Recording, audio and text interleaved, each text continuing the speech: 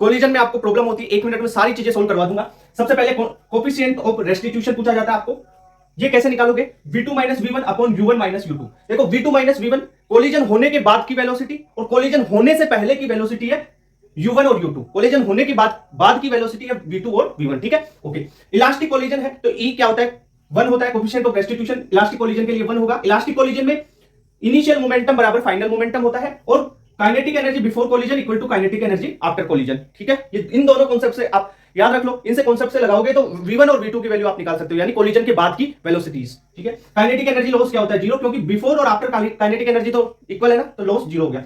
v1 कैसे निकालोगे? या तो मोमेंटम इक्वल करके और काइनेटिक एनर्जी इक्वल करके आप ड्राइव कर लो, ये डायरेक्ट फॉर्मूला याद रख लो। v1 क्या करोगे? m1 minus m2। देखो v1 है तो m1 माइनस m2 होगा और v2 निकालना है तो m2 माइनस m1 होगा। फॉर्मूले भी याद रखो तरीके से। देखो v1 करना है, v1 निकालना है तो m1 माइनस m2 करना है, v2 निकालना है तो m2 माइनस m1 करना है। अब यहां पे m1 माइनस m2 कर दिया तो बाकी बचा हुआ m2 u2 यहां पे लिख दोगे। यहां पे m2 कर दिया तो बाकी 2 यहां पे कर दिया तो बचा क्या? 1, तो m1 v1 यहां पे कर दोगे, ठीक है।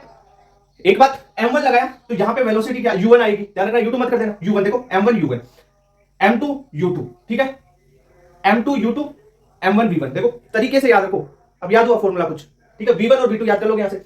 अब एक चीज और आती है काइनेटिक एनर्जी लॉस, तो इसमें 0 है। एक चीज और आती है कि सेम मास का दो पार्टिकल है, उनमें इलास्टिक कोलिजन होता है, तो सेम मास है ना दोनों का, तो ये v1 से u1 से चल रहा है, ये u2 से चल रहा है, सेम मास है, दोनों कोलिजन कर गए दोनों। तो इसकी u1 थी ना तो और इसकी u2 थी, दोनों आपस में वेलोसिटी इंटरचेंज कर लेंगे, यानी इसकी u2 हो जाएगी और इसकी u1 हो जाएगी वेलोसिटी। यही है, इसकी u1 है, u2 है, आफ्टर कोलिजन इसकी मान लो v1 v2 होगी, तो v1 किसके बराबर हो गया? u2 के बराबर, और v2 किसके बराबर हो गया? u1 के बराबर, यानी वेलोसिटी इंटरचेंज हो जाती है सेम मास और इलास्टिक कोलिजन में, ठीक है।